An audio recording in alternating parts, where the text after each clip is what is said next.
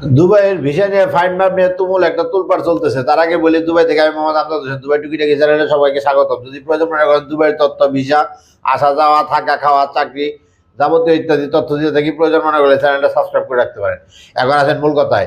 দুবাইয়ের ভিসা নিয়ে বিভিন্ন তুলপাড় চলতেছে। কি তুলপাড় চলতেছে? আমিও কালকে একটা ভিডিও বানাইছি। অনেকে বলতেছে 1 মাসের জন্য ফাইন মাপ, ভিসা ওপেন করে দিছে। অনেকে বলতেছে শুধু যুদ্ধ সাময়িক অবস্থায় যখন টিকিট বন্ধ ছিল বা ফ্লাইট বন্ধ ছিল, ওই সময় যারা যাওয়ার মতন ছিল কিন্তু যাইতে পারে, তাদের ফাইন উঠছে, তাদের মাপ। কেউ কেউ বলতেছে আগের মতন সবাইকে গণহারে মাপ করে দিবে, সকল ফাইন মাপ এবং ভিসা লাগানোর সুযোগ দিবে। কেউ কেউ বলতেছে ভিসা ওপেন হইতেছে।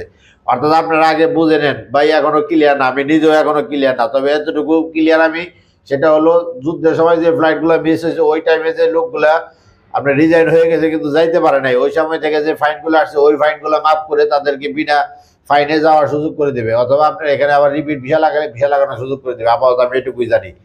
যদি প্রয়োজন মনে করেন চ্যানেলটা সাবস্ক্রাইব করে রাখতে পারেন। কিছু জানার থাকলে কমেন্ট করতে পারেন। আল্লাহ হাফেজ।